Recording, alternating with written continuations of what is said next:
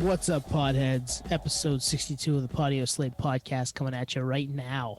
How you guys doing tonight? I'm doing great, man. I'm so ready for this one. We'll get into it, but I'm excited for it. Yo, yo, yo. No, I'm just kidding. I wanted to be the one to say it this time.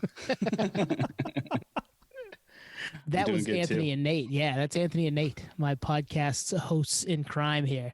We are ready to go with that, with some nerdery for you guys tonight. We've got a fun main segment planned for you and some other stuff too. But before that, hit us on the socials, Podio Slave on Twitter and Instagram, and Podio Slave Podcast at gmail.com. We might even have a TikTok, I think, now. So start looking for that. We might be there. Who knows? A couple old guys on TikTok, just having fun, playing music. I was going to say we're hip hop anonymous. So hip. Couldn't resist, man. That's where the eyeballs are. We got to go where the eyeballs are. Exactly. I did follow Kat, our episode 58 guest on there, and so I think she's one of the two people we follow right now on there. Yeah, so we'll look for some content on TikTok from Podio Slave. Who knows? We might be doing dances. I mean, probably not, but there'll be some music. There'll be some nerdery, as usual. Anything for spins. Yeah, there'll be no dancing going on. So I don't think we're going to tease the main segment. So we want to just jump right into a couple set list items. Let's do it, yeah. Yeah. We want to start with the fun one or the creepy one? The creepy one. Nate, what is the creepy one? Yeah, the creepy one is... there's an auction going on for locks of Kurt Cobain's actual hair. I don't know how this goes down. I didn't research enough, but I've seen auctions like this before. And basically there's, I guess, a random barber that knows it's a celebrity and saves it, and it gets passed down the line, and it's up for auction right now. It's so weird. But yeah, that was my first question, was how did this hair get saved for all these years? But yeah, it's probably his barber. That's a good point.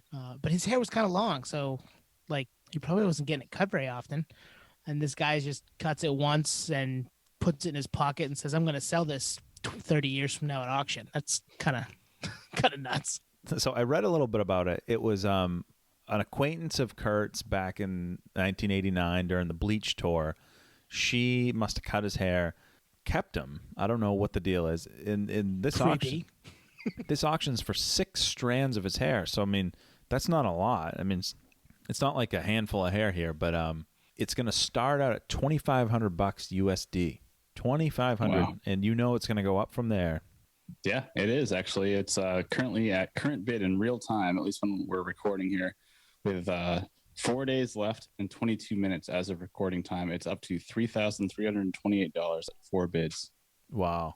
And I guess she had to provide some 2-page affidavit that some acquaintance of the woman to prove that it was her and she knew him at the time. And so who even knows if it's real? I mean, it's there's no certificate of authenticity. I mean, I don't know how you do that. DNA. Yeah, there was some guy there or girl there before while they were cutting the hair, and they were taking pictures and signing stuff saying, "Yeah, this is legit." And that definitely didn't happen, I would imagine.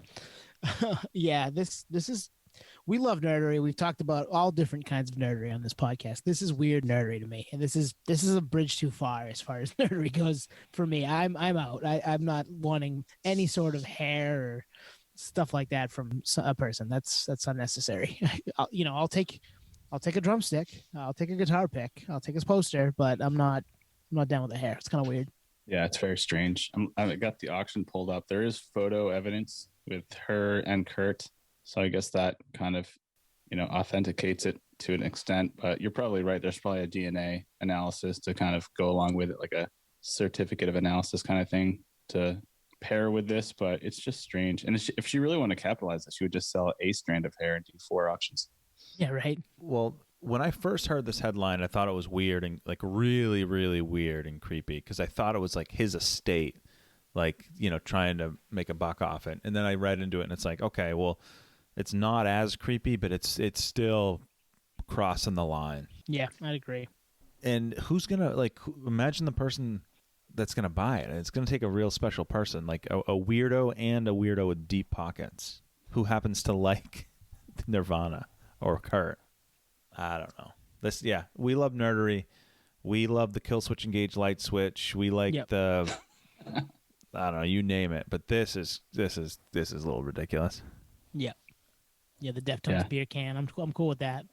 But but Chino's hair. You don't want his goatee hair. I don't need that. Like I'm all set.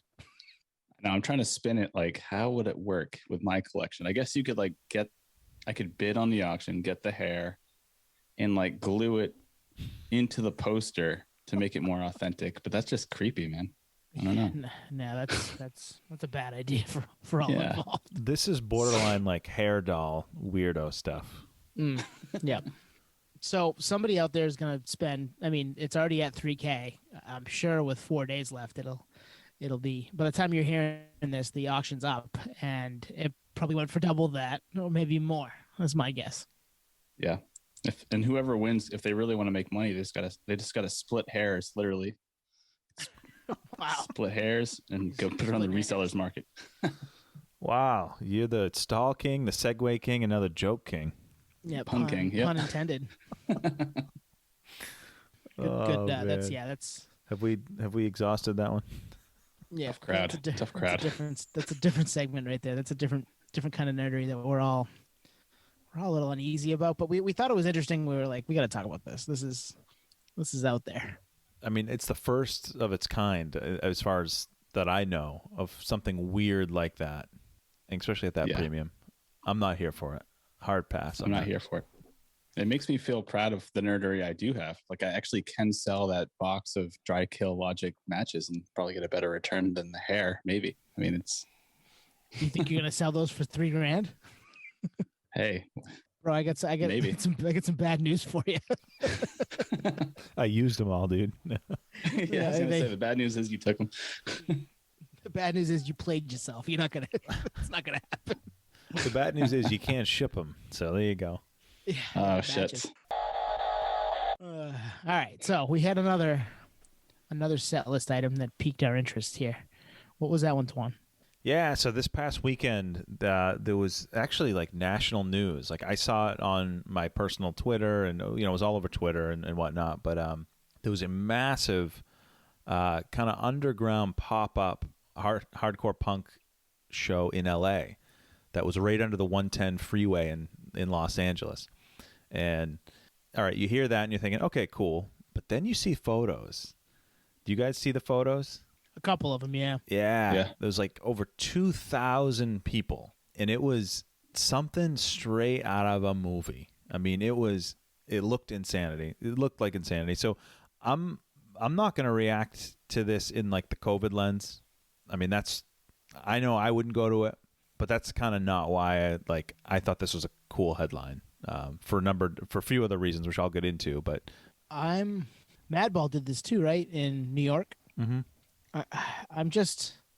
I want shows, and I want to go back to that. The thought of going to an underground outdoor concert like that sort of intrigues me, just because I think I'm safe being vaccinated, and I would stay away from people the best I could, but not the way these are being pulled off right now.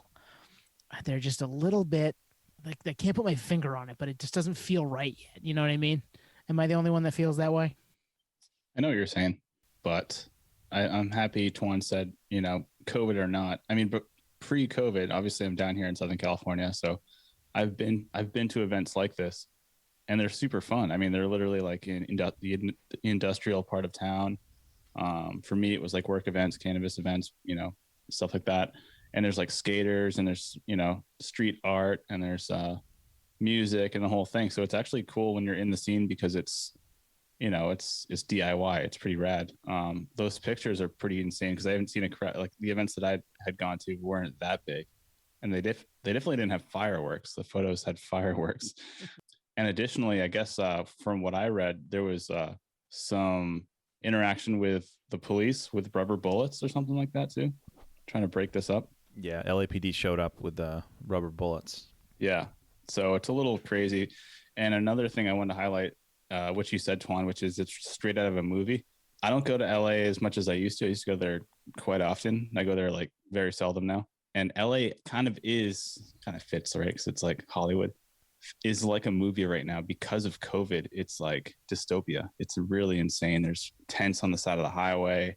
It looks so nuts right now. Like, so this almost fits that narrative because it's becoming in a lot of ways, depending on where you are in LA, very like lawless. So this isn't really far fetched. Yeah. No, I mean, what I was kind of getting at, it's like, I wouldn't go to this.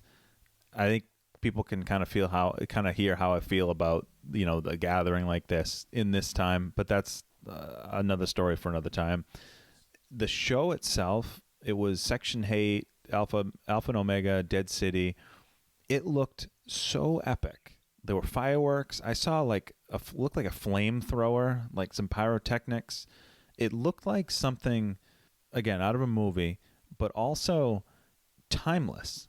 Like, a lot of the photos I saw were black and white, and you could have told me those were straight out of the punk explosion from the 80s, like the whole Stephen Blush American Hardcore book and movie that came out in like the mid 2000s. Like, this was throwback central, and I think you nailed it, Nate. Like, this is that lawlessness that's been pent up for a while, and people are coming out swinging, and obviously people don't care about the pandemic, but like, there were people on the top of the freeway with their like legs dangled over the edge. Like, it looked like, oh man, almost like a gladiator setting. You know what I mean? Like, yeah, like in Rome. It was just crazy. It just looked insanity. And like, outside of COVID times, I'm here for it. It just looked crazy, and I'm not surprised the cops broke it up. I mean, I don't even know how they got power down there. Must have generators.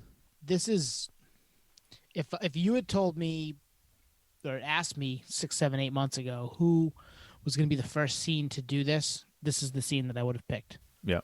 Right. And part of it is because it's in their ethos, and it's we're gonna DIY type thing. We're gonna put this on. We're gonna make this happen. No one else is doing it. We're gonna be the ones to do it. Anti-establishment type stuff.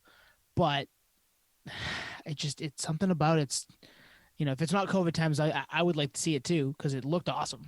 The flamethrower is badass. I just pulled that picture up and showed you guys. Like, it's like, I'm standing back 20 feet, but I'd like to see that, in this big crowd of people and everybody going ham, just because there's that pent upness that we've talked about numerous times. People are going to go nuts.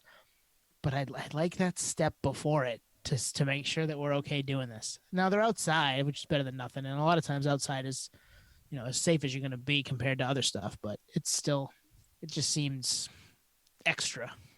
Yeah, I think I agree with your sentiment both.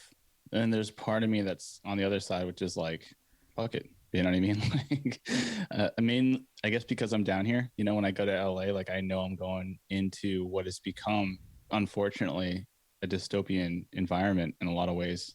And I'm not talking about like certain parts of LA. I'm talking like all of LA is just gnarly. Like, I go to like West Hollywood, and there's like boarded up buildings that used to be like Gucci, and it's like, right on Rodeo Drive. Like, there's just so much chaos, mainly like because of COVID for sure. But like you just said, Tone, like the whole anti-establishment, like that brought it out, and I don't see it going away anytime soon. I remember we were all in the group text talking about the whole GameStop thing. And this is like, this is Project Mayhem happening in real time. Well, that's LA right now in a nutshell. So this is on brand for what's going on in Los Angeles. Anyone that's listening right now knows exactly what I'm talking about. It's crazy. So much to the point that there used to be tours, double-decker buses, the ones you see in like London, that would go like past like celebrity houses in Beverly Hills. Now they kind of roll through Skid Row to kind of showcase like real time, like this is a movie, but it's real life. It's like a reality show of real life, which is very sad, but shows kind of the progression of the degression of Los Angeles, which is I don't see it coming back for a long time. And this kind of DIY thing's cool. The only reason I kind of sided on this is cool is because it's like, we kind of geek out like, oh, it'd be cool to put on our own shows and do it like anti-Ticketmaster Live Nation. Well, this is that. But it's definitely, it's to the extreme, right? So yeah, two things. One, if you had you're listening for Nate to say in real time, you've got to drink 4 times so far this episode. Yeah. And two, the anti-establishment piece I don't hate, because sometimes the establishment's wrong. I am a little worried about big cities in general, like New York doing one, LA doing one. Do we even ever get back to some of these types of big cities as a society? Like, is this a thing that's going to just kind of go by the wayside and be a little bit more dystopian, as Nate's explaining LA is right now in spots, or most of it? That might be a thing that is not good, long term as we come out of this. But it's I hope nothing, super bad comes of it. I hope it didn't end up being a super spreader. Maybe a lot of the people were vaccinated. Who knows? I mean, we've been doing vaccines in this country for a while, and a decent amount of people are there. So who knows? You know what the kicker of this whole thing is? Did you guys see the flyer for the show? No. It said like secret location or hidden location. Like, imagine if this was like, and obviously people talk and people know, and I'm not from that area, so I'm sure like that might be a very well known place to do something like that. But yeah, over 2,000 people for a secret venue show. It was I probably use that word a million times right now, but in total insanity. Mm. But I think that event will be remembered for a long time because the visuals that accompany it, some stunning photography. Like there's some black and white stuff that it's timeless, and it'll be printed in books. I think it'll have a little bit of a legacy. And then when you throw in the COVID times, yeah, I think this one will live on, for better or for worse. That's a fun one. I think we hit that pretty good. We hit the Cobain stuff. I think we're jumping right into the main segment tonight. It's time. Is it time? Yeah. What we got, Tone? What's going on? So the main segment tonight, we've kind of danced around this a few times. I think we brought it up fairly recently on a podcast in the not too recent past here. Album artwork. And instead of just being like, yeah, I like this one, yeah, I like that one, we kind of broke it down into a couple of different categories. We have obviously our favorites. We have some of the worst stuff we've come across in our travels as music fans, some of the most bizarre stuff that we've come across in our travels, and then stuff that we think adds to the music, that kind of fits the band, fits the mystique, fits the music. That's all. Those are the kind of loose categories we have. Now, I know we talked in pre about each doing two, but I think we're all going to have our own kind of spin on this, and it may not necessarily be two. It may be you got 2 or 3 or 4 for one category and one kind of broad statement for another one. Who knows? So we make the rules here at the Patio Slate podcast. If you don't like it, please stay. Please listen. We love you. Please stay. We love you. We need you. Thank you for sticking around. But yeah, that's kind of the gist of it tonight. So who wants to lead off with? Do we want to do favorites first? We want to do worst? How do we want to do it? You know what? Let's start on a negative note, and then we can work our way up. Yeah. And go worst. Okay. That's a good idea. No stalling for you, man. You're going first. We're starting with favorites. Jeez, man. Where you favorites been? That wouldn't be negative, I don't think. So. Oh, sorry. I was kind of lost in translation, but we're definitely going to edit that out. No, we're leaving that. We're leaving it. We're leaving Sorry, that. bro. This is how the sausage is made. No, that's staying right in. So worst. And these don't have to be the worst, but some that came to mind. That's how I approached all these. Yeah. Worst. First thing that came to mind right out of the gate, didn't even have to think about it, was every time I even see the album cover, it just like I shake my head in disregard, is Papa Roach Love Hate Tragedy. Maybe it might be the worst album cover of all time, and I love those guys, but man, what a miss. The baby with the headphones, the red cover, even the red throws off. Even if they want to do the baby with the headphones, the red just makes it like too intense. I don't know. And the album's good. I think that's the worst part, is it's a disservice to the art, the music that's on the album. So I got to say that was in my worst list. Another one, and actually opened for Papa Roach on this tour at the State Theater in Maine, was Nonpoint and their album Vengeance. I don't know if you guys know that one. I'm gonna look it up. I think it was thrown together. This is very much like clip art type stuff. And oh God, I know this one. Horrendous. Yeah. Horrendous.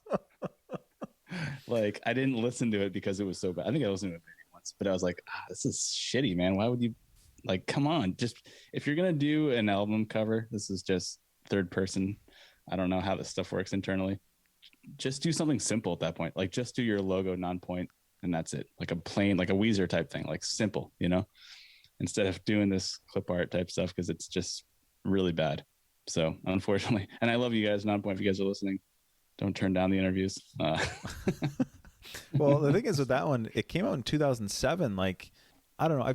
I just have this like kind of thought in my head that like as time goes on, people are more aware and whatnot. So like I could see if that came out earlier, but it was, you know, it wasn't too far ago, 2007. Yeah, that's a miss. And Papa Roach, I think I mentioned this to you guys. There's a band, Heart Attack Man, that opened for Crime and Stereo that I saw a while ago. They have an album cover that's very similar to Love Hate Tragedy with the baby. And this isn't a segue because we'll get to this later, but one of my bizarre picks for tonight is kind of reminds me of Love Hate Tragedy a little bit. Oh wow. I'm teasing it a little bit. So the Vengeance cover, I mean, it's like that's like a band like Nonpoint already established. I'm kind of surprised by that. That looks like their MySpace page. Exactly. Like they had like a friend make them. They're in college and they're, hey, make us some cool like me's to put up on our MySpace page. Like, not good, guys. Sorry. And again, we love that band, but that our album art does not make me want to listen to that record. And I'm looking at that Heart Attack Man one right now, Twan, and yes, very similar. Red background, baby, mousetrap. Like, what are we doing here? Boy. And then Nate, it's funny you say Love Hate Tragedy because I had Love Hate Tragedy under Bizarre, and it's probably because I love the album. Yeah. Otherwise, it's probably a worst for me. But I just love the album so much that I'm like, I'll just put this under Bizarre. Like it's weird. I don't get it. It's their second record. They went from being a full-on nu metal act with their first record to being a little more rock, a little bit less of the rap part with this record. And this the baby with headphones, and it just doesn't make a ton of sense. So. Yeah, I with all this stuff, like, and I'm gonna back up. I kind of probably should have led with this. Like, me personally, I'm someone that probably invests way more stock into album artwork than a normal person, and I think that goes for like everything we talk about on this podcast. We're like, you know, we pay close attention to that. We pay close attention to album rollouts, the backdrops at tours, and the whole setup. Like, it just that's nerdery. So to see like album covers like that, and it makes you wonder just, all right, who thought of it? Who approved it? You know, it's not like someone has an idea and it gets pumped out. Like bands have teams at the label. They have managers. Like, you'd think someone would be like, that ain't it, man. I agree. I think we all kind of share your sentiment in terms of like super geeking out even down to the artwork because it's, you know, so it makes a lasting impression. It's like, don't judge a book by its cover. Like, it holds true to music. Like, I saw that album cover for Nonpoint Vengeance and I was like, the music might be epic, but that's just, it's hard to pull that CD out and spin it because of that artwork. And to your point, like, there's a team that goes beyond this, and on top of that, the band has to give the thumbs up. From what I know. Absolutely, I would think, yeah, right. So they have to be like, yeah, this is actually perfect. This is great, or you should change this or that. So I'm surprised this went through. And then Papa Roach, like same thing. Like, I think the Infest artwork fit well. It's very nu metal, first of all, right? So to skew left or right and just do this thing, I guess it was from what I read. The Papa Roach Love Hate Tragedy artwork was a contribution from their former drummer, David Buckner. I hope he wasn't fired because of this. Oh, boy. But yeah, I mean, maybe it was like one of those things like where like, hey, like maybe everyone's disagreeing and even like the marketing team's like, we shouldn't do this. But like literally the band member brought it to the table. So we can't like say it sucks. That just, I don't know why, it just reminded me of that part in Can't Hardly Wait when the band is at the house party and they're going to go on and one of the guys is wearing a t-shirt of the band they're in. It's like, you can't wear a t-shirt of the band you're in. He's like, but I made them. Like, we're all wearing them. Put it on. That's right. Just reminded me of that for some reason.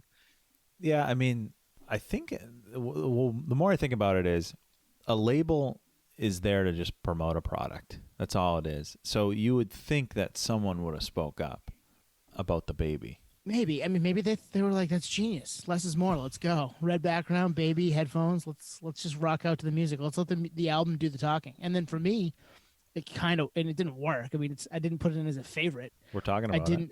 I didn't have it in as a I didn't have it in as a worst of all time. So yeah, I guess. Yeah.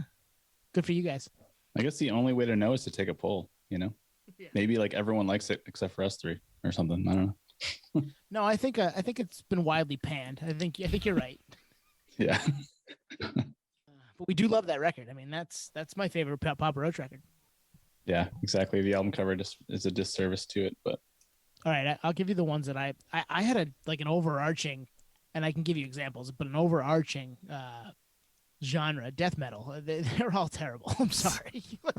I can't do the blood everywhere and the decapitated bodies, and look at all of like Cannibal Corpse's stuff. We've brought them up. I brought them up 2 weeks in a row now, but no, not for me. And lots of death metal is that way. I think I listened to a podcast back in the day. You guys heard of Disgraceland? Yeah. Yeah, he does behind the music-y stuff about different artists, and there was a whole episode about some death metal from like Iceland or something, and one of the album covers was one of the guy's bandmates killed himself, so he took a picture of it and used it as an album cover, and I'm like, no. Wow. I mean, I went and looked for it, but I'm like, no, it's just not for me, man. I don't need that in my life. It reminds me of the band Exhumed. I think that's how you say it, Exhumed. I have actually a couple of their 7 inches in a split, and it's aggressive. It's in that line, and it's over the top, and it's intended for shock, and it fits the music. But I don't know. I'm actually trying not to look at it. Like, that's how bad it is. Like when I see their albums and whatnot. Yeah, that's a good point. I wonder if it's speaking outside of us three, if others would differ because it fits the music properly. Maybe, I don't know. Is it more in one of our categories, like fits the music, adds to the music? Yeah, I mean, it definitely fits the music. I mean, you're not going to have like a rainbow and gumdrops and things like that. So in that respect, it fits. But I get you. I don't know what the alternative is, though.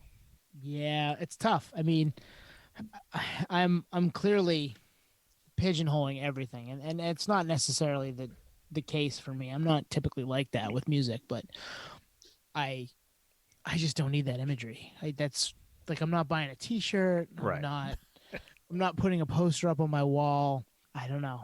But that doesn't mean that some of it's okay, but some of most of it's not for me, is my point. And so that's where I get they put them in my worst category. Yeah. I think you said earlier, less is more. That would be a good less is more type situation. Totally. If you have a good logo. Don't put the picture of your buddy who just shot his head off. You don't need that. Man, that's exactly. That's tough. That's a little aggressive. A lot aggressive. A lot of aggressive. Yeah. All right, Twan, what did you have for worst? So I had the album that came to mind is one that's come up a couple times in this podcast, and then when I went to go think of a second album, I just kept coming back to this artist. And it is Hurley by Weezer. Oh, wow. Yeah, so it came up on the Frank Maddox. It did, yeah. Frank Maddox interview where I just, he kind of joked around that he put that together. But I think, so here's the thing is, obviously I get the intent of it. It's obviously like a joke. And if you look at their other albums like Ratitude, they're not being serious. And even the colored albums, the way they're dressed, with the Red album, and he's wearing Red album's ridiculous, cowboy hat and whatnot. And I get it. But here's where it kind of gets a little iffy for me. It actually takes away from the Blue album and Pinkerton, I think. It just, to me, it's just like they're kind of, I don't know, it takes away from their legacy. For me personally, others will be like, well, they've always been kind of jokey. Yeah, well, maybe so. And I'm not like a Weezer fanboy here. Those first 2 albums are the 2 for me, but I don't know. I think they're terrible. I have Hurley thoughts, not the album per se. So Hurley is a character from the TV show Lost, right? Yep. How are you going to be lost and not have food and still be as big as Hurley was? That always was the joke that came up when that album came out. I was like, yeah, it doesn't. And then why is Weezer using him as their cut? I got a huge Lost fans. It just didn't make any friggin' sense. It's definitely not with the music. They've done some iconic, the Blue Album and Pinkerton's album covers are iconic, right? For this to be where they ended up, just I don't get it sometimes. And you nailed it. It's like, how do you go from really Pinkerton? Because we've talked about, remember, Nate, when we talked about this, that album cover just draws you in. I remember when we talked about it, I was like, I want to be in that album artwork. And then for it to go from that to a picture of a dude on a sitcom or TV show, it's like weird. But what were we going to say, Nate? No, the way we're talking about it, like, I'm trying to like relate, but it's hard because we're not in bands. But it's like, if it's something that's always going to be out there, I kind of relate like an album cover to like getting a tattoo. Like, that's forever. It's out there forever. Like, you can't reverse it. I mean, I guess you can get a tattoo removed now, but you can't reissue an album with a different cover and call it a proper release because it's a re-release. So if you're going to put that much effort into writing music, and luckily you're signed to a major, at least in Weezer's case, like, you would think, maybe it's because we're all operating on, different cadence in terms of professionalism, but like, we'd want it to be the best of the best represented visually to encapsulate what we're talking about on this podcast. So for the band, like you said, Weezer, Pinkerton, like that album artwork resembles the music in a lot of ways. And it's one of our categories, obviously. Blue Album, simplicity. We mentioned the Cars on here with Rick Ocasek from the Cars. It's kind of like this new wave type thing. So like the blue, I think it's just the color blue fits the theme of the album. Them standing there is, I don't know if that works or doesn't work. But for them to do this thing with Hurley, it's like, god damn it. Like, it's the whole punk thing we talked about with Blink. Like, you're taking away from something that is better than you're representing. You're doing yourself a disservice, and it's irreversible. So it's, for us as nerds, it's very interesting because we can't really wrap our heads around it. We know we wouldn't do it that way. It's just Rivers trolling us. I think that's I think, honestly, I mean, there's no other. I don't know. That's my thought. Remember when we interviewed Frank Turner, and he's like, when you put out your 9th album, you got to kind of justify it. And that's, I think Rivers has that mindset where he's like, no one needs to hear another Weezer album, so we're just going to fucking dick around, And they do, I mean, they still do write catchy songs. A lot of it's not up my alley anymore compared to their early stuff, but Nate, we saw them. We've talked about it. We saw them in Hampton Beach probably 10 years ago, and the set list was on point. There was no duds in there because they know how to write songs. So even up to today, and I haven't listened to Van Weezer yet, which just came out, but I've heard it's good, surprisingly good. So that intrigues me, and they still find ways to keep their names on people's lips. You know what I mean?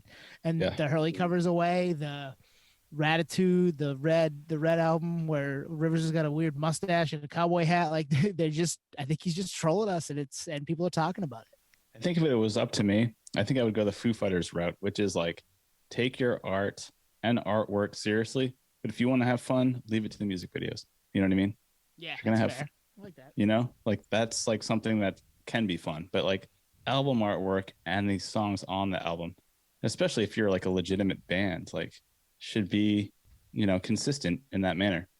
But if you want to have fun, like, not take yourself too seriously, like, yeah, we're rock stars, but we're not like, we don't need to be like the fucking Metallica of the world or whatever. Yeah, have fun in your music videos, but like, album artwork, that's forever. Like I said, the tattoo thing, like, we're picking up that album and deciding, should I buy this? It's literally a consumer first impression. Good.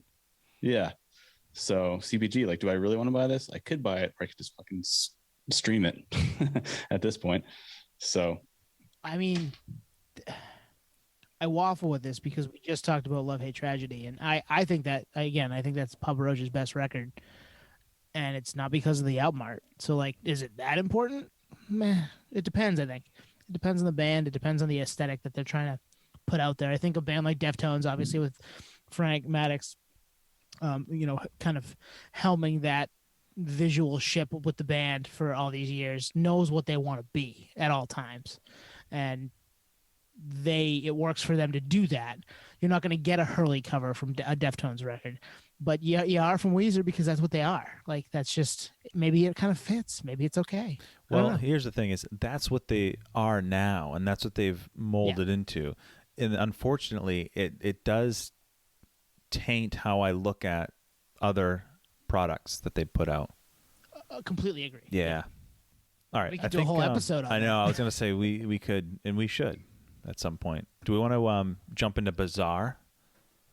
Yes. I feel like this is a good segue. Bizarre.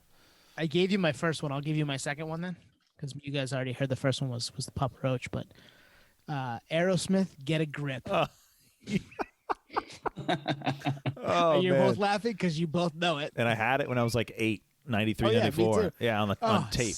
Yeah. And it's a great record. It's is. a great Aerosmith record. Yep. It's a great record, period. Not just Aerosmith. It's Eat just the an Rich, awesome baby. record. Oh, Eat the Rich to open. Living on the Edge. Amazing. Oh my, just so many good songs. Crying.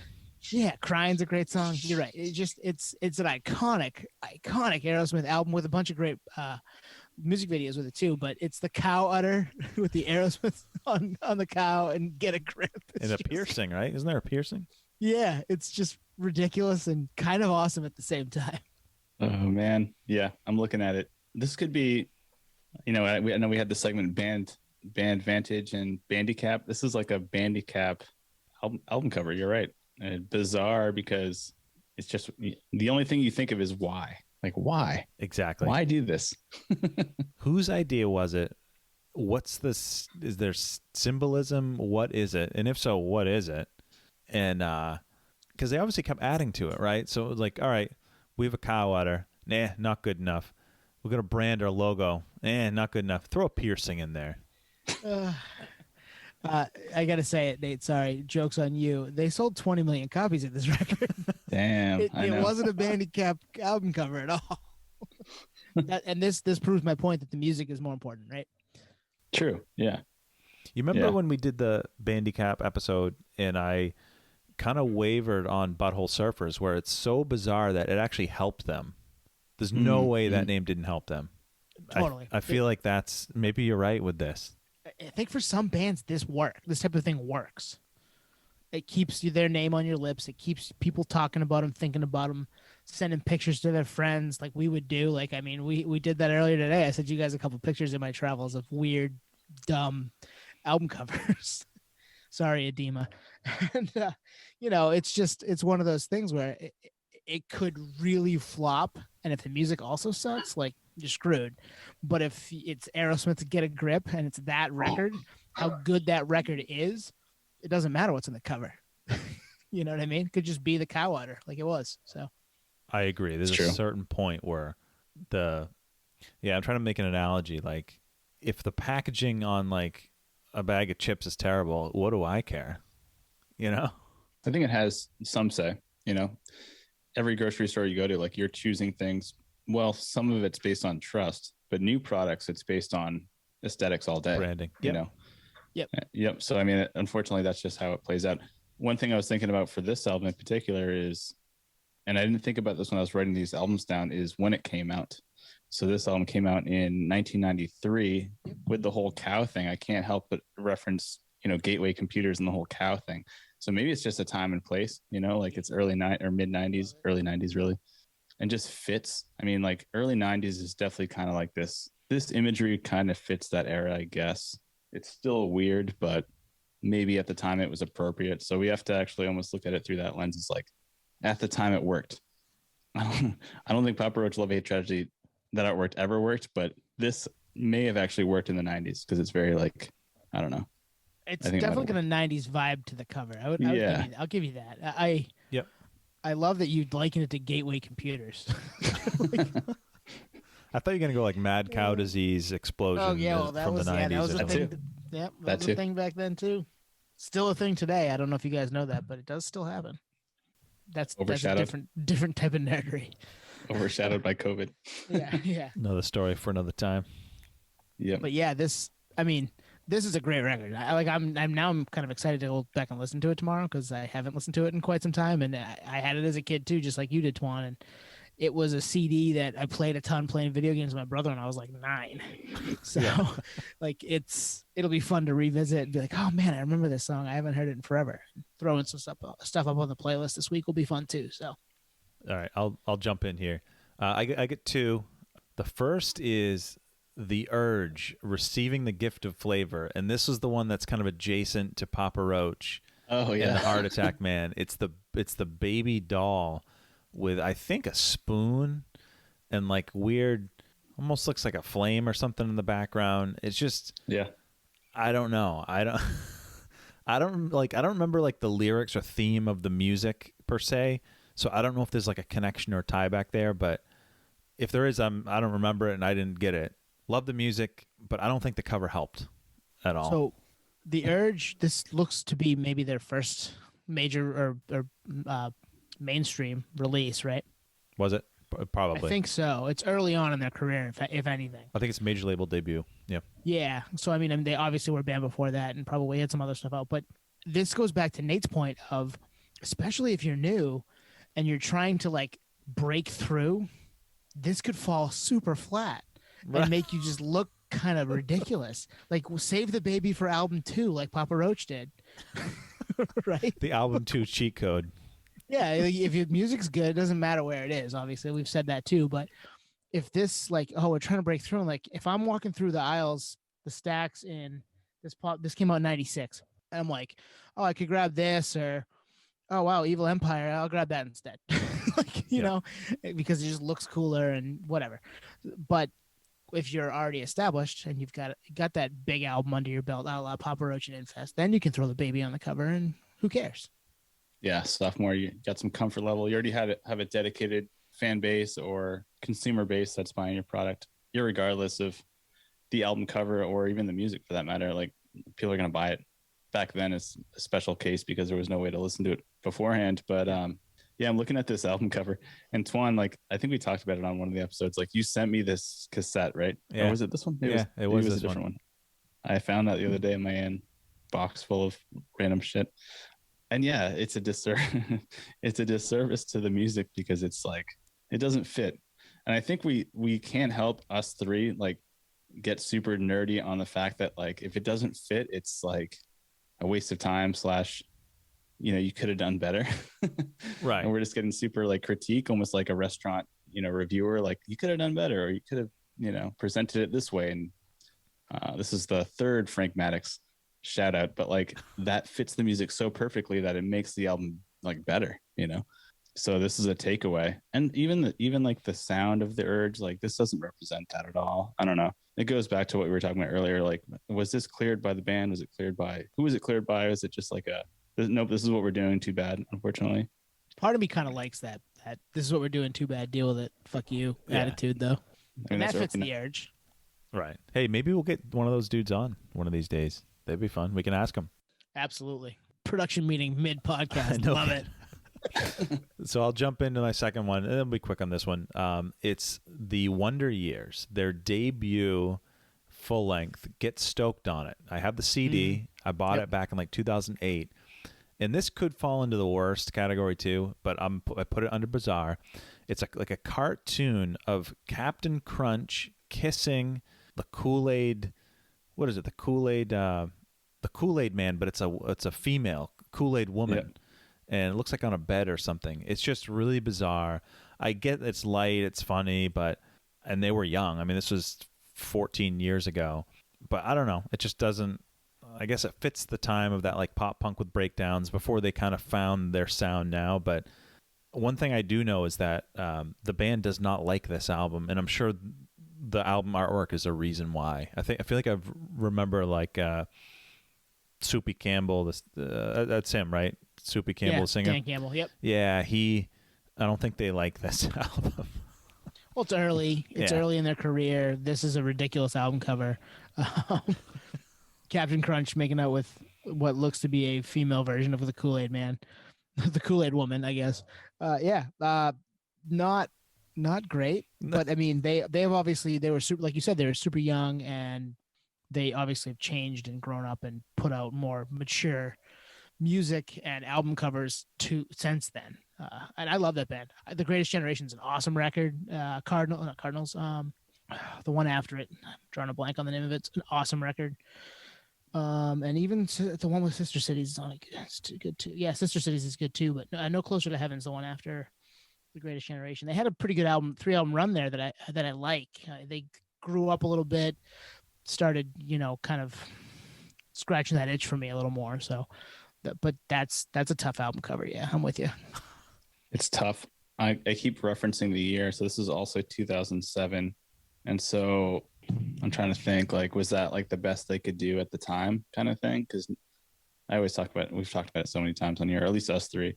Is like pre 2007, post 2007 is like iPhone, pre iPhone, past. Like post iPhone, like you can do so much creative stuff. Like, so was this like kind of like the tip top of like creativity at the time? Slash, were they in a rush? Maybe, I don't know. I mean, this looks like a meme or something. Doesn't really look like an album cover. It looks like 17-year-olds came up with it, which I think they were close to that age at the time. I think they were late teens, early 20s. Yeah, like 19, 20, 21. Yeah, exactly. And I mean, I would have done stupid shit like that at that age too. Yep, so, 100%. Totally. Could have been a lot worse. But I guess one thing to think about is like, this could not have been the album cover for The Greatest Generation. Like, it wouldn't have hit. You know what I mean? It just, and that's why I always kind of fall back on, no, it does matter. Like the CD cover does matter. The artwork does matter. And when it hits, it hits. And when it misses, it can take away from it. But totally. Yep. Yeah. No, I agree with you. I mean, even like, I think we brought up Deftones earlier, but like Deftones, their best artwork is represented by the albums, but the worst are still good because they're just simple. So it's like, it's not a distraction from the music. It's just what it is. So if it's a distraction, like it's the Nonpoint thing, it's like, I don't even want to listen to this fucking album because I don't want to I almost feel embarrassed pulling this album out. So yeah. What you got, Nate? Good call. Yep. Good call on that one. Nate. All right. So I have two. First one that came to mind was Jane's Addiction, Ritual de la Habitual. Something about this album cover just always creeped me out. I mean, I guess most people would agree, maybe, that it's just like a weird kind of like claymation type album cover with like weird, I don't know, just strange. So I chose this one because I remember seeing it for the first time and just being weirded out as like a kid. Like, I don't want to like listen to that. It's like weird. I'm just pulling it up. I have never seen this album cover before. I think all their album covers are kind of strange. So they're kind of like a bizarre band in terms of album cover work. Perry Farrell fits that narrative a little bit. Nice guy. But yeah, so this one was the first one that came to mind. It's just like bizarre because you don't know what to think of it, especially as a kid seeing it for the first time. You're like, what? Like, is this, I guess it's an orgy. Is that what an orgy is? Weird. Yeah, threesome anyway. Yeah. Yeah. So that was one of them. I don't know what you guys think of that one. It's kind of looking at it for the first time in a long time, if not ever. Yeah, that if I first saw this at like 10 or whenever this came out, I'd be like, whoa. Can I even buy this? Yeah, right. Like I probably would have been told no at the CD Authority. But yeah, it's an interesting artistic choice. It's bizarre. Bizarre is a good spot for this. So a couple things that come to mind. One is I assume this came out in the 90s. It screams 90s. So if it didn't come out, I'm surprised.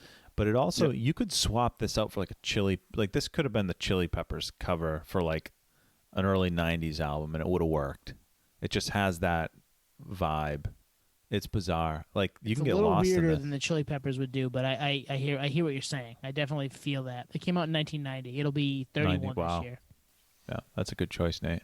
That is bizarre. There's a lot going on. You can really dig into this. Yeah, there's a lot going on. And actually, to your point with the whole Chili Peppers thing, like they kind of came up in a similar time, right? So they even shared band members and stuff. So they were all, and both those bands, Jane's Addiction and Chili Peppers, were super heavy into drugs. I think heroin in particular. So like when I see this album cover, I can't help but think like, oh, that's what like heroin's like. You're just like fucked up and like making weird shit. Maybe. I don't know. I don't know if it's all heroin with that, but yeah. I don't know. I'm just thinking like this. I don't know. As Chili Peppers lost a member, right? Due to an OD. Yeah. Early on. Yeah. Hillel Slovak. Yep. Yeah, but I mean, when I'm thinking about it as a 10-year-old, like thinking like, oh, that's what it's like to be on drugs, like that kind of stuff. Yeah. You know. So yeah, that was one. Another one that I chose, even though it's pretty simple, but the first time I saw it was like I got almost like creeped out. Was Peter Frampton? I'm in you. Wow. Yeah, Peter the Frampton. name kind of speaks for itself after you see this album cover. It's a retro version of a, What? I don't know, DM dick pic type thing. Yeah. Yeah. Yeah, bizarre because Peter Frampton is one of my favorite, guitarists. It's like when I see this album cover, I'm like, dude, that's a miss, man. I don't know if I don't know if I want to know you, like, Mhm. and the fact that you chose this for your album cover is like, really, man? What year was But- this? This was what, 70s? Oh, it's got to be 70s. Yeah. I won Peter Frampton tickets from the oldie station in Portland probably 15 years ago. Did you go? I couldn't. No, I ended up giving them to. Damn. I don't remember who I gave them to. But yeah, I couldn't go. But I called just because I was like happened to be in the right place at the right time deal and called, and they were like, "You win!" And I was like, "Holy shit! I just won Frampton tickets. Cool." But I Oh, couldn't go. damn. Yep, couldn't go. This seems very on point for that era, though. I feel like I've seen Oh yeah, this cover a million times. you have with different Yeah. different dudes in that same shirt with the same hair and the tight pants. And Yeah. Yep, absolutely. Hmm. Oh man, this is a good pull. It Yeah, is bizarre. Yeah, it's it's something. If anybody follows us on Twitter and saw that I recently, a couple days ago, commented Tino on a iconic album post as a joke. Oh, yeah, It looked like yeah. that. It looks similar to that, like the same pose, his legs up in the air and leaning down, like, look at me, like this is what I'm sending you on a Saturday night. What are you up to? Yeah, you up? Yeah. Exactly. Yeah, that's what the Yeah. name of the album should be. You up? That would be the re-release. That would be. I'm in you. Wow, and that's also pretty. yeah, name it's, of it's the pretty album's aggressive there. Yeah. So objective, I guess it fits the title because it's very self-explanatory in a lot of ways. I'm in you in this pose, but I get creeped out every time I see it. Like, come on, man, you could have done better. Frampton comes alive. Yeah. Yeah, I wouldn't be able to listen to that. I don't think I've heard anything off this album, but I wouldn't be able to listen to it without visualizing that album cover, and I think it takes away for sure. But not in the time that it came out. See, that's the difference. Yeah, I The time guess. that it came out, you're probably like, oh, another open shirt dude on the cover, like bent kneeling down, like laying down, come hither deal. They all did it, so who cares? right. Yeah, I think you're right. All right, we got two more categories, but I think we should each do one from favorite and one from adds to the music because they're probably similar in similar veins for each of us. I would guess, and I'm gonna offer you my first one right now. You ready? I'm ready. Which category? Favorite, Green Day's Dookie. Classic. Nice. Absolutely classic. Classic. One of my favorite records growing up. One of the first albums I've ever owned. If you want to hear that story, go back to episode 3. Apologies about the doesn't sound as good as we do today, but fun conversation. I think that was the night that we kind of really found our groove, talking about what brought us to music and things we grew up with. And this was one for me. I listened to Dookie as a 9, 10, 11-year-old nonstop. I was a huge Green Day fan then. Had the poster of this album, which I don't know where it is now, and that is, I'm heartbroken about it because it's yeah. the album cover, but it's expanded. So if you haven't seen the album cover, most people have, but if you look at it closely, it's a lot of monkeys throwing poop, which is kind of funny, but it's even more of that scene. So a lot more monkeys doing different things, throwing poop at each other in this like city with an explosion and the whole 9 yards. So just an iconic album cover. Green Day, obviously a formative band for us, and one of my favorite records growing up. One of the first, pop punk albums I got into as a kid. So this was, Green Day Dookie. Absolutely classic. And it looks like a notebook type drawing that you'd see a classmate scribble on, and it kind of fit that time, right? 94. I mean, that's the age where I would do something like this, scribble in my notebook. But man, I didn't know that they had a poster for this where you could see like beyond this. And I'm sure that's worth big bucks now. Just saying. Thanks. Rub it in.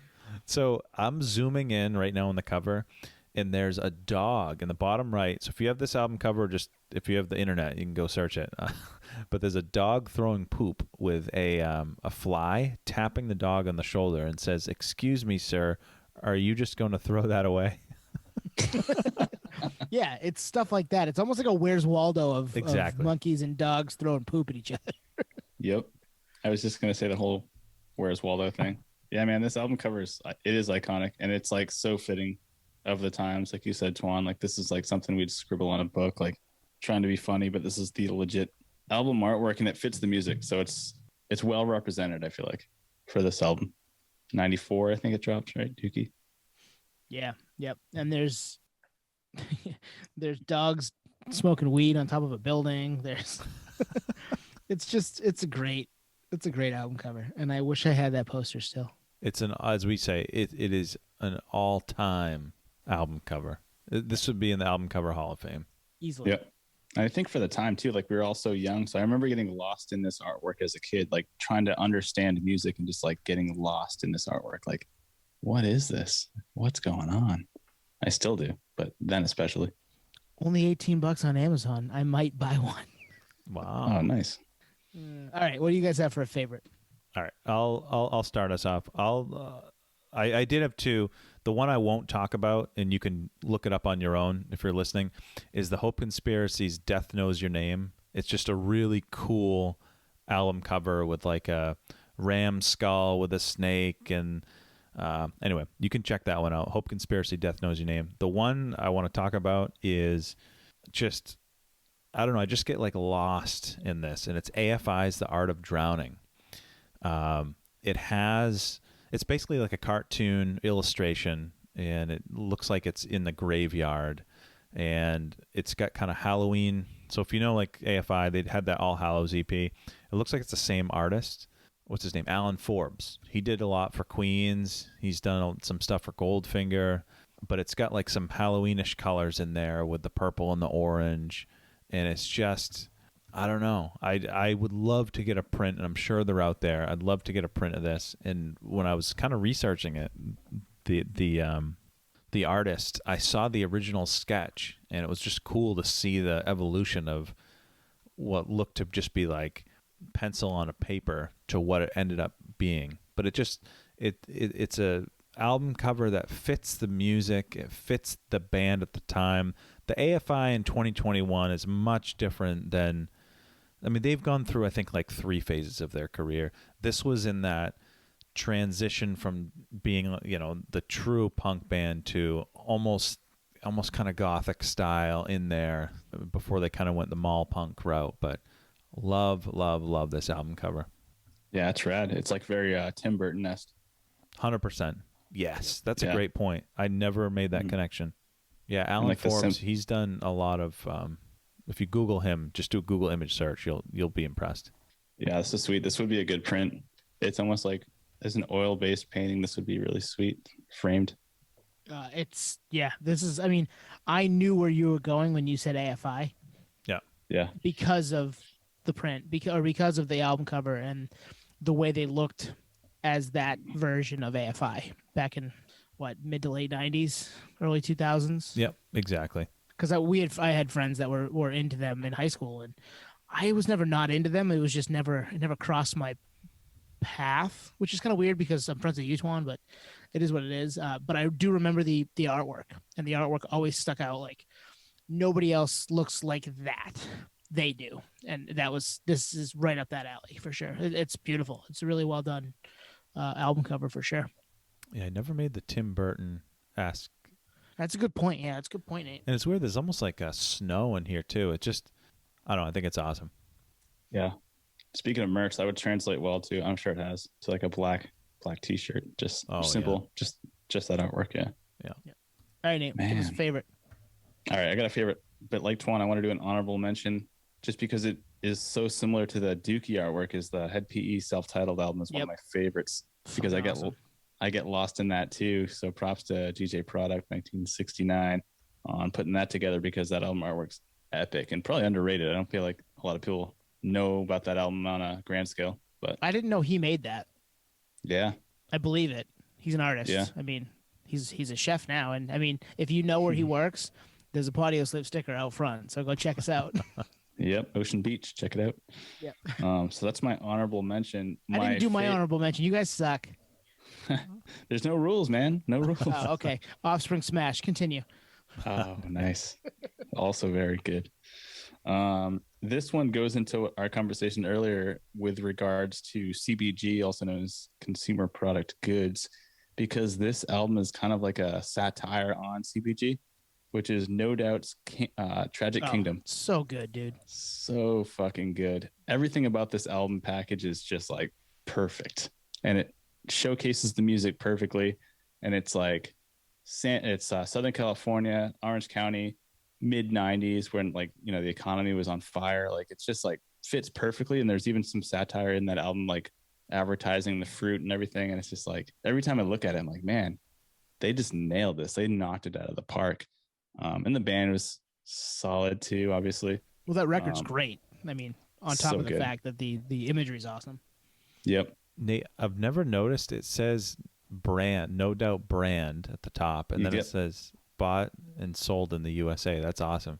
Yeah, it's like it's almost like a, you know, it's supposed to be funny kind of thing. But yeah, I just reverted back to this many times because I remember seeing it for the first time and being like, that's genius. It's like a infomercial type thing, you know, like just super rad. And obviously Gwen looks stunning in those photos as well. I was going to say, and Gwen on the cover doesn't suck. Oh man, she's so she's a looker. So anyways, yeah, I had to choose that one as one of my favorites for sure. I wore this out, this album and Smashing Pumpkins around the same time, Melancholy, with my buddy Bert in the basement playing Troy Aikman football on Super Nintendo. We listened to that record and Smashing Pumpkins and Beck all the time. So this is very, very near and dear to my heart as a record and as a CD, you know, our album cover, because we had CDs then, and we'd be leafing through the booklet while we were listening to the record. So it's such a great, I actually almost put this one down, Nate. So I'm glad that you did. Nice. Yeah, I just love everything about it. Even the vibrant colors of it, you know, it's just like, I feel like it glows. It's just, well, that version of No Doubt's awesome too. Yeah. Like, we didn't get that version of No Doubt for very long, unfortunately. I know. True. When I look at that, I immediately think 90s, and I'm trying to think, is it because I know that it came out in the 90s, or there's something, there's a visual theme there with albums from the 90s, you know what I mean? But it does just scream 90s. Yeah, it's the bright colors, I think. Another album that you didn't know that would come out in the 90s, Twan, you could be like, yeah, that's a 90s record just from the album artwork. So I think there is an aesthetic and a vibe from a lot of music from the time that it's in. Like, everything's a copycat league. If something sells or looks good, people are going to do their thing, right? They're going to copy it a little bit and try to make it their own, but also use that vibe a decent amount. So I think you could do it with 70s, 80s, 90s for sure. Good pull. All right. Do we want to each do one that fits the we can talk about one that fits the music, but give a couple? Yeah. Yep. So this is fits the music, adds to the music, enhances the music, however you want to take it. Yeah. Who's kicking us off? You want me to go? Or yeah. This is the ultimate nerd one. Ultimate nerd one. So I'm actually gonna pick one that I don't know if you guys know or not. My alternate. Actually, I won't say the alternate in case you guys have it, because you very well might have it. So mine that I'm picking here is the band Blacklisted, Heavier Than Heaven, Lonelier Than God. So if you guys pull that up, if you're listening, pull that up. It's an album cover that is just a photo. It doesn't say anything. Oh, wow. Any reference to the band. And if you know Blacklisted, they're a hardcore punk band on Death Wish from Philly area, I believe. And a lot of the lyrics have this, it's like super honest. There's like obviously some desperation in the lyrics. It's super raw. And this just fits that, because you don't know why this guy is on the edge of, looks like a bridge. You know, his hands are out. He could be like, what is he thinking? Is he just sightseeing? Is he enjoying it? Is he in pain? You don't know. And it just draws you in, and you kind of want to understand what this dude's story is. So I love the fact that they didn't put their logo. They just said, you know what, here's the photo, and it's going to speak for itself. It's just a stunning photo, and this complements the music brilliantly, and the music complements this picture brilliantly too. I always go back to this. I love the album, love the artwork just as much. That's an awesome photo. Just looking at it now for the first time, you could take this any number of directions. Is he trying to get to the other side? Is there something on the other side he wants to be at?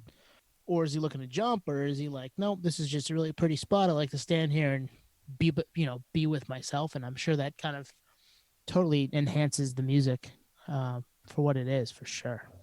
Yeah, I think you showcased it perfectly. It's like, this is the perfect prime example of like the album artwork is to be interpreted through the music. So the album cover artwork is like, however you interpret these songs, same with the artwork. It's not a distraction. It's not supposed to steer you in one direction. It's like, however you think these songs are, this album can kind of, this album cover can kind of follow that same direction, which is cool. Yep. So in that case, you're right. I think it is a perfect fit because it's just a great fit. It doesn't have to be perfect, but it's definitely not a distraction. And I think that's our point from early on, is like, if it's not a distraction, then in itself is a perfect fit because you're not taking away from the actual art. I don't know if you guys have listened to this band at all, but this is the album where you can tell the band leans into like their grunge appreciation. There's a lot of Nirvana worship on this album. Nice. In fact, the title of the album, I think that was one of Cobain's biographies, Heavier Than Heaven. Yep, I think you're right. But there's some grunge Nirvana weaved into this great album. I'll save my alternate one till the end in case you guys have it. Nice. You want to go, Nate? You want me to? I'll go. I'm going to do an honorable mention first. It's quick. Adds to the music, fits to the music. Anything by the Big Timers. Oh, yeah. Cash Money. Agreed. Or Cash Money Records in general. Like, it's so cheesy that it fits. The block is hot. Yeah. It is what it is. You know, it's just like diamond lettering and all that shit. Yeah. 400 Degrees, Juvenile. And yeah. Yeah. So anything on those records on I Got That Work. Cash Money Records. So honorable mention. Call. That's a great call. Great call, Nate.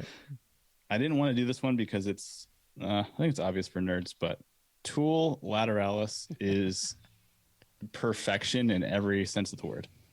Alex Gray is the artist, good friend of the band, fantastic artist. In fact, I think me and many people also came to the same conclusion that we didn't know who Alex Gray was, and then kind of researched Alex Gray through Tool and became fans of his artwork separately for good reason, because it's extremely complex, like Tool, very detail-oriented, like Tool, and legendary, like the band Tool. So it's like this perfect matchup. I think it was, made in heaven, and this album in particular, like Tool had been out of the realm since I think 96 with Enema. Yeah, it'd been 5 years. Yep. Yeah. So to come back out of the ether, and I don't know if you guys remember this, in 2000, before Lateralis dropped, there was like these teaser commercials that would come on MTV, and it was like this 30-second snippet, and it would be just a little bit of like Alex Gray's artwork to be like coming soon. You didn't even know it was Tool. It's just like creepy, weird artwork. And that's kind of started where I tried to do some research, like, what is this? Who is this? And when it dropped, it was like very front and center. Like, it's going to go with a whole stage show. And if you ever seen a Tool show, you'll know that it's like 50% of the show is like Alex Gray's artwork that, intertwines with this album in particular, but really all their work, because they've really worked with him pretty closely ever since. Yeah, it's so perfect. And I have this one on wax, thankfully. It's not limited. It says it's limited. It's not. It's one of the few that they've actually pressed. Exactly. So yeah, time and time again, I keep coming back to this because it's like, man, that Lateralis album is so deep, and to have artwork that carries it like that is like, anything else would be subpar. So talk about like match made in heaven. I completely agree, and I was going to take it the 3-album run route and say he's on fire. Alex Gray's on fire for that Lateralis 10,000 Days Fear Inoculum. So, Oh yeah. I mean, that Fear Inoculum CD with the video and Oh, jeez. Yeah. and the packaging for 10,000 Days with the lenses, and you could like look in, like it's just next level detail with some awesome art, like just amazing, kind of mind blowing art. Every time you look at it, it's something different to go along with the music. Every time you listen to a Tool record or song, you find something in there that you didn't realize you loved. It's just like, whoa, I never heard that part before, because it's Tool, and there's always something in there. Shouts to Danny Carey. We're a day when you hear this, his birthday was last week, so he's 60, which is wild because that guy is still a monster on the drums. Yeah. One thing I remember about this CD is it had the see-through plastic. Yep. The visual it works for that. You know what I mean? It just, yeah. And I love the font that Lateralis is in, where like the L and the A and the T and the E and the R and the A are all connected. Mm-hmm. It's really stunning. Yeah, this is an all-time album cover. This could fit into your favorite, could be enhances the music, all that.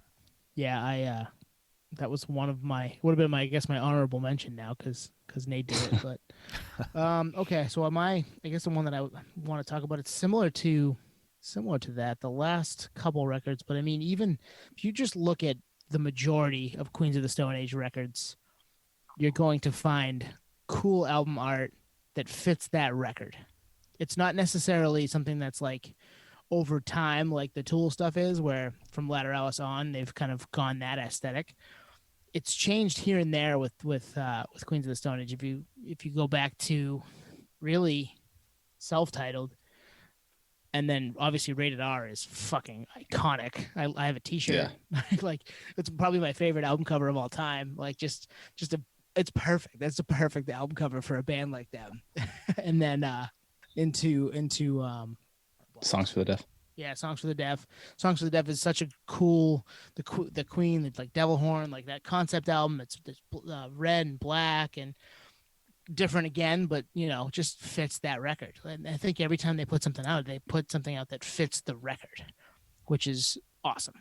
Right up through Villains, like Clockwork and Villains have the same artist on them, and you can see that there's some similarities there, but they're both different too, which is cool. And they came with some awesome vinyl packages. I have both.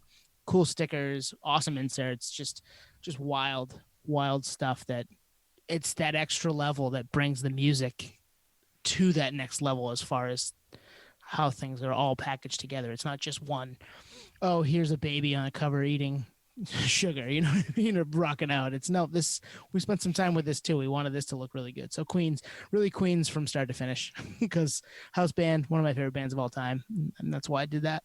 Yeah, I think they're a perfect example of less is more. It's like the simplicity of Rated R and Songs for the Deaf. Mm-hmm. And even some of the other ones, there's not a whole heck of a lot going on, like Clockwork. Yep. Man, iconic, really. Yep, for sure. Yeah, I think this is a good example of a band that, well, it's really just Josh, has the clearance on, no, this is what I want. Maybe he even brings it to the table. I almost feel like, at least for the first three, like it was maybe part his influence. I mean, Rated R fits his kind of dry humor. Songs for the Deaf, I'm not sure, but definitely the first album fits. If you flip that album, the back is just like him and Nick Oliveri. Nick wearing a T-shirt that says "Dare to keep kids off drugs," and obviously anyone that knows Queens, like their early stuff is very drug influenced. So yeah, I think the less is more thing is very much so the case, and we always talk about it. Like translates well to merchandise. So like Songs for the Deaf and Rated R merchandise, like I'll wear that stuff all day because it just looks like somewhat a plain T-shirt with like a little tiny logo and like it's very universal. Yeah, man, good call. I thought about choosing this, but I thought it might get picked, so I'm happy you did. But I guess cheat code, right? We always have those cheat codes. Well, I chose Tool, so yeah, exactly. I'm actually going to keep my alternate one for the next time we do this, because we'll do this again. All right. Yeah. I like it.